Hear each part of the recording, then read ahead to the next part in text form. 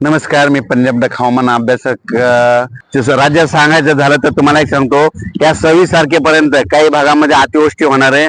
नाशिक, मुंबई, त्याच्यानंतर पुणे, कोकण पट्टी, त्याच्यानंतर संभाजीनगर, मालेगाव, त्याच्यानंतर पुणे भागामध्ये सातारा, सांगली, सोलापूर, कोकणात देखील अतिवृष्टी होणार आहे म्हणून हा अंदाज लक्षात येतात. पण राज्यात सांगायचं झालं तर पूर्व विदर्भ, पश्चिम विदर्भ यामध्ये 26 तारखेपर्यंत भाग बदलत पाऊस पडणार आहे म्हणून हा अंदाज लक्षात येतात. त्याच्यानंतर सर्वाला एक सांगू इच्छितो, जिल्ह्यावाईज सांगायचं झालं तर म्हणजे आता आपण काय करू, जिल्ह्यावाईज घेऊ.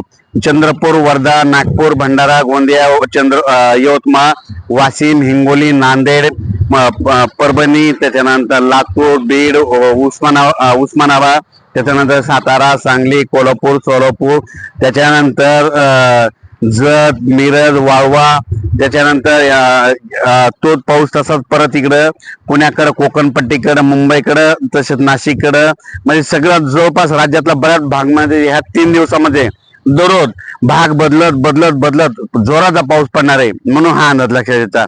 त्याच्यानंतर परभणी जिल्हा, त्याच्यानंतर जालना जिल्हा, बीड जिल्हा ह्या 3 दिवसामध्ये चांगला जोराचा पाऊस पडणार आहे. त्याच्यानंतर संभाजीनगर मध्ये जोराचा पाऊस पडणार आहे, जळगाव जिल्ह्यात जोराचा पाऊस पडणार आहे, बुलढाणा जिल्ह्यात जोराचा पाऊस पडणार आहे, अकोला, वर्धा, नागपूर, भंडारा विखुरलेल्या स्वरूपाचा पाऊस पडणार आहे.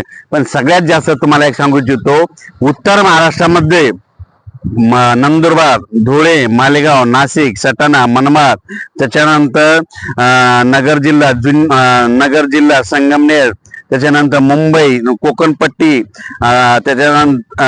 त्याच्यानंतर सातारा, सांगली, सोलापूर, कोल्हापूर या भागात देखील मुसळधार पाऊस पडणार आहे म्हणून हा अंदाज लक्षात येतात.